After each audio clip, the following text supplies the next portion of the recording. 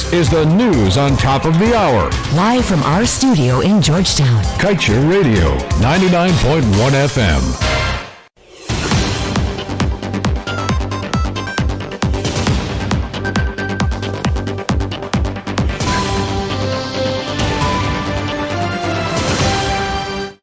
Good day, welcome to your main newscast right here on Kaieteur Radio. I am Kevin Smith. And I'm Amrita Koshal. And in your headlines today, Greenwich says Guyana could face sanctions for alleged mistreatment of Haitians and complaint filed with Inter-American Commission on Human Rights. Greenwich's arguments against opting out of CARICOM treaty is nonsensical. That it says locals' right to benefit from oil sector must be protected. And government employee reportedly tries to bribe cops after being busted with illegal guns and duffel bag of cash. Public consultation to discuss effects of new Demerara River Bridge set for March 29th. One patient in COVID-19 ICU, 7 new cases as U.S. lists Guyana as high risk for transmission. Man on remand for allegedly stabbing and abandoning wife, and elderly men on fishing trip rescued after boat sinks. Get the full details of these stories and more after the break. Nothing in life is free, but the MyDigiCell app is. You don't need to be on a data plan to use the app. You can conveniently chat with Ruby or an agent for help. Check your account balance, activate a Prime bundle, or gift it to a friend. Send credit. Check the Georgetown and Burpee's bridge schedules. Activate a roaming plan. Play Shake to Win for cool prizes. So don't worry about a data plan, buddy. Download the MyDigiCell app from the Google Play Store or the Apple App Store today. Digicel, better together.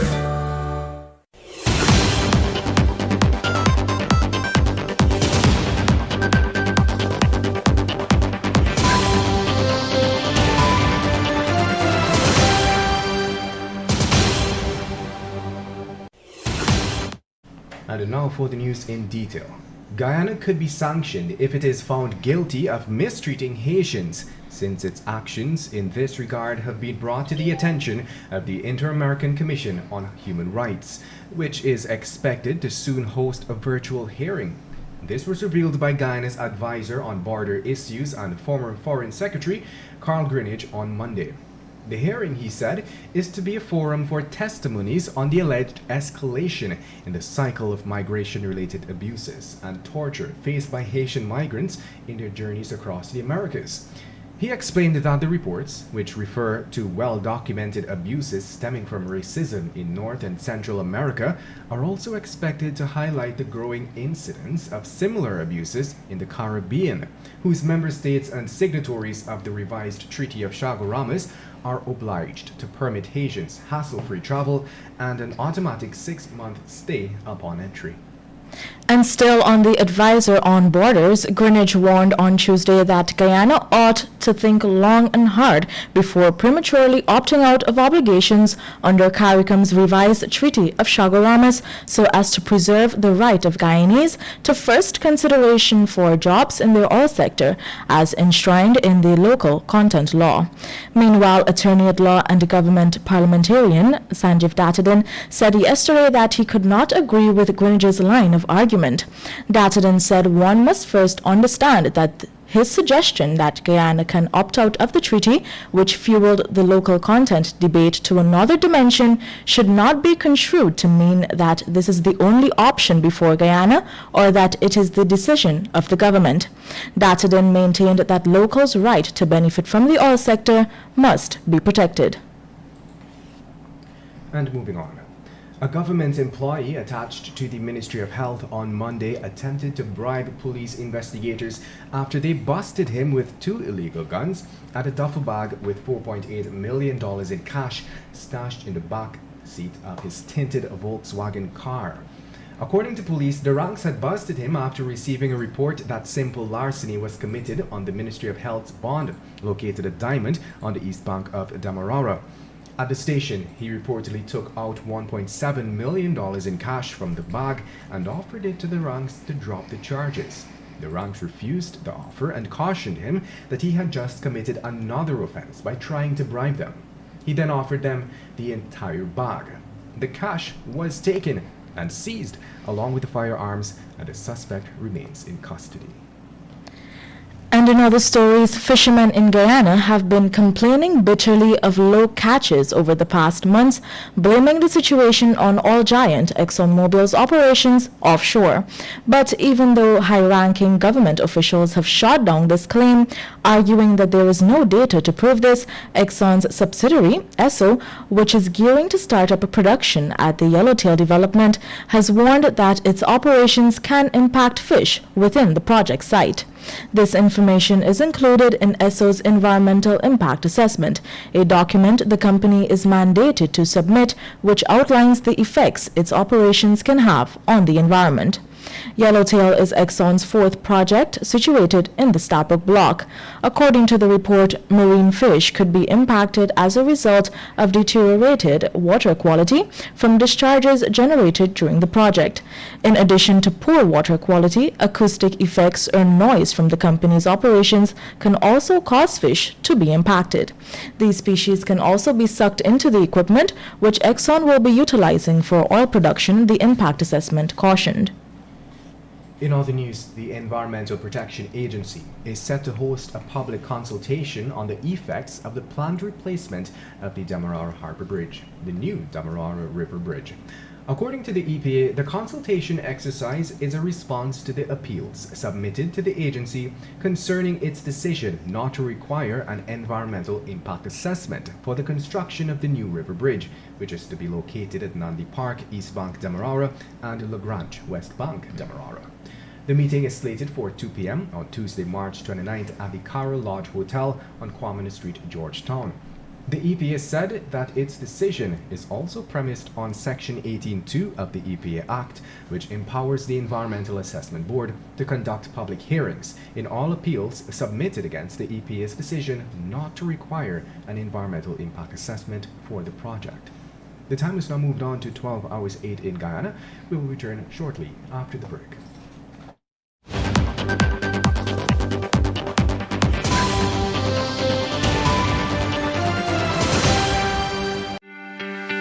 This is GHK Lal inviting you to join me weekdays from Monday to Friday on the National Outlook for commentary on a range of issues. Immediately after the 12 noon and 7 p.m. newscasts on Kaieteur Radio at 99.1 FM and 99.5 FM. Looking forward to you sharing in the conversation.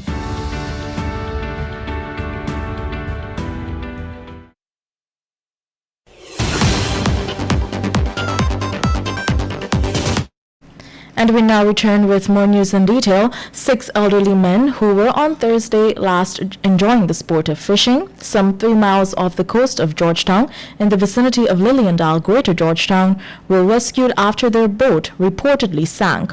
One of them, Hafiz Ali, said that they had been swimming and drifting with life jackets and buoys for some 5 hours before they were eventually rescued by the crew of a dredging ship and Coast Guard ranks. He recalled that they were all cold and his legs had started to cramp as the drifting went on for hours. According to Ali, he is a fisherman but had retired some 30 years ago and migrated. On Thursday, he and some friends, all elderly men, decided to go on a fishing trip to have some fun exhibiting their fishing skills. They reportedly departed from the beach behind the Marriott Hotel around 7 hours that day. After arriving some 3 miles off the coast, they decided to cast their seine. And now let's tell you, 2 men are now hospitalized with 2nd and 3rd degree burns about their bodies after a ruptured fuel line caused a fire in the engine room of a tugboat moored at Lot P, Gopi Wharf, Hope East Bank, Demerara on Monday. While we are not in a position to share details about the victims, the Guyana Fire Service, in a statement, revealed it received a call around 7 hours 57 on Monday that a marine vessel was on fire in the Demerara River. It was described as a wooden and metal vessel owned by an American citizen identified as Faisal Amin. According to the Guyana Fire Service, it responded by heading to the scene with its fire boat to extinguish the fire. Firefighters were successful in their bid to put out the fire by using 3 jets from its fireboat along with little over a drum of foam. Investigators are working with the theory that fuel began leaking from the ruptured line and came into contact with the tugboat's generator exhaust and ignited the fire. The fire then spread quickly after it came into contact with other combustible materials in the engine room. And we now tell you a 44-year-old man is currently on remand after he reportedly stabbed his wife multiple times and abandoned her on Saturday last. The man, Michael Hercules, made his first appearance in the Linden Magistrates Court before Magistrate Wanda Fortune and was placed on remand. The matter will be heard again on May 3rd, 2022. According to reports, the 42-year-old woman was on Saturday forced to call her relatives for help after her husband allegedly abandoned her after stabbing her 3 times with a kitchen knife during an argument they had.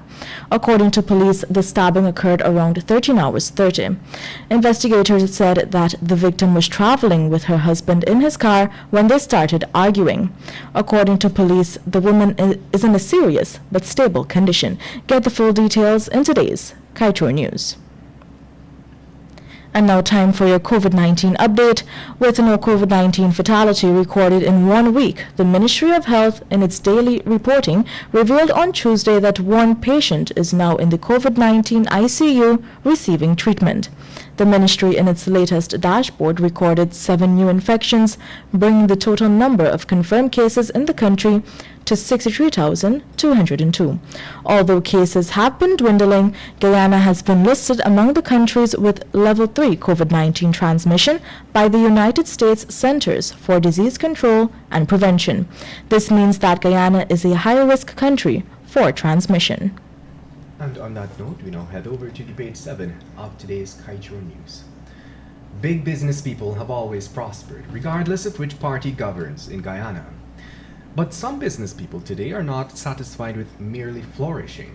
They are being called out for being blindly loyal to this government, regardless of what leaders do or how poorly they operate in the interest of the nation. It is as if the business sector has to prove its loyalty and justify its rich existence from government's generosity. It does so when it blindly supports what is divisive, unjustified, and detrimental to Guyanese. When a pillar of society like the business sector is so mute, so neutered, so puppy-like in docility, its richer members alone prosper, while official wrongdoing multiplies. Meanwhile, anger and resentment multiply across this society of haves and have-nots. Poorer Guyanese watch and simmer. With that, we've come to the end of today's News at Noon. I'm Kevin Smith. And I'm Amrita Koshal. Thank you for listening.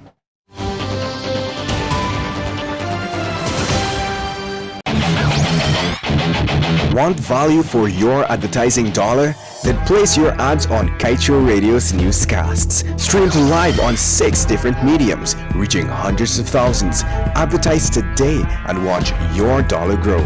Call us on 225-8465